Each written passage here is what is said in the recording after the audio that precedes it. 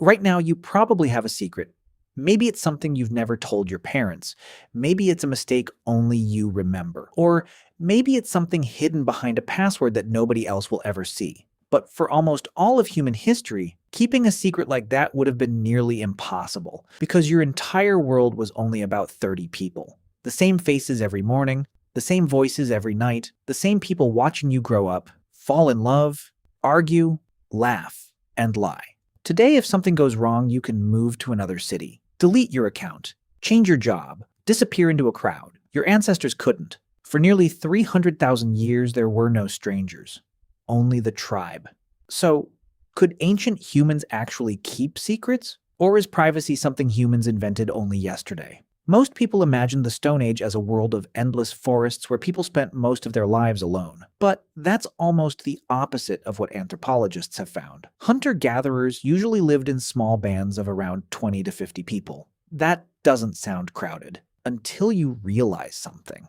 Imagine living your entire life with the same 30 people. The woman who helped deliver you at birth would still be sitting beside the fire when you became a parent.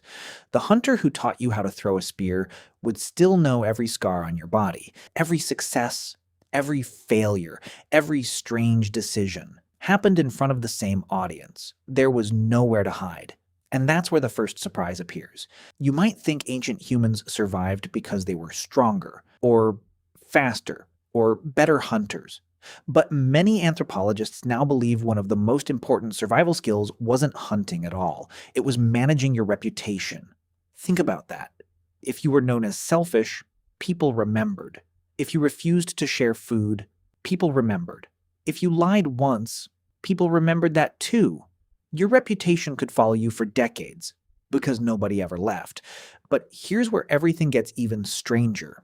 Researchers studying one of the last hunter-gatherer societies on Earth noticed something unexpected. During the day, most conversations were exactly what you'd expect. Where are we hunting? Which berries are ripe? Who is making tools? Work? Planning? Survival? Then the sun disappeared. The fire was lit. And suddenly, the conversations changed completely. People stopped talking about animals. They stopped talking about food. Instead, they started talking about people. Who had been generous? Who had been selfish? Who was arguing? Who could be trusted? At first, that sounds like gossip. But to your ancestors, it wasn't gossip. It was survival. Because if you trusted the wrong person, you might not eat tomorrow. You might not have anyone protecting your children. You might not survive the next hunt. That's why some anthropologists believe gossip wasn't simply entertainment. It was one of humanity's earliest security systems. Long before laws, long before police, long before courts, people were quietly judging each other's behavior every single day. And then something happened that completely changes how we think about secrets. Imagine a hunter returning to camp. He tells everyone he spent the entire afternoon searching for deer. Nobody argues. Nobody accuses him of lying. But one person noticed fresh berries on his hands. Another saw him walking in the opposite direction that morning. Someone else remembers hearing laughter from the river long before sunset. No single clue proves anything. But together, they tell a story. And that's the terrifying part.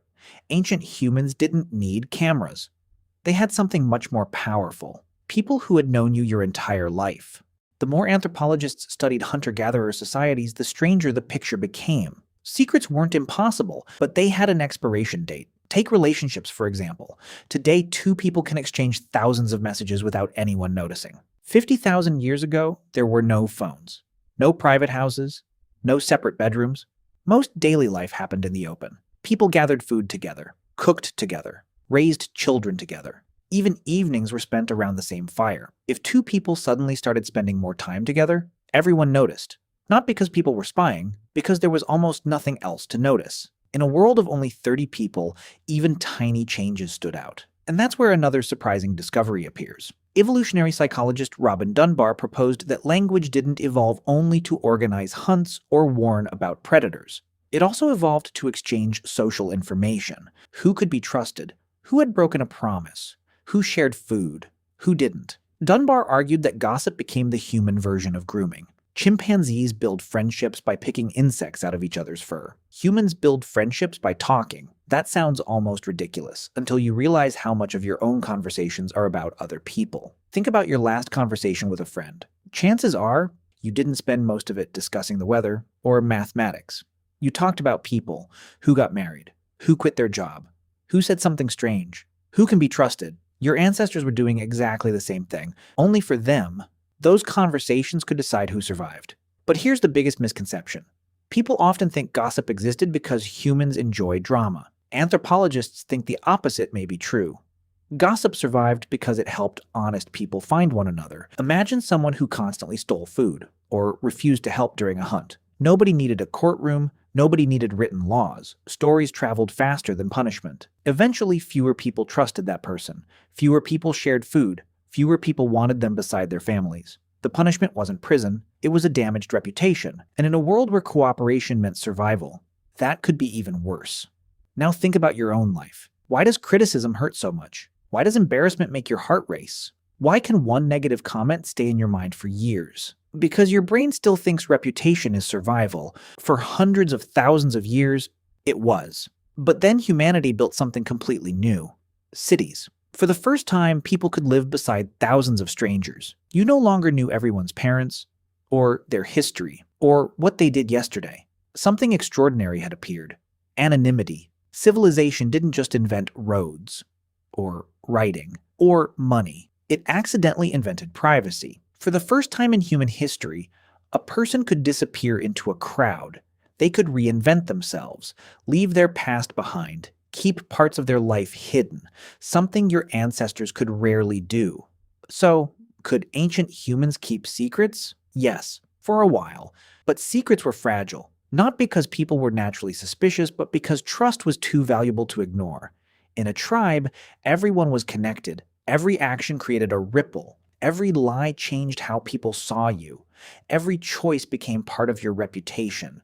Today, we protect our secrets with passwords, locked doors, encrypted messages. Your ancestors had none of those things. The only thing protecting a secret was whether 30 familiar faces believed you. And maybe that's why, even today, being judged by other people can feel so overwhelming. Deep inside your brain, a small part of you still lives around that ancient campfire, still watching, still listening, still asking the same question your ancestors asked thousands of generations ago. If they stop trusting me, will I still belong?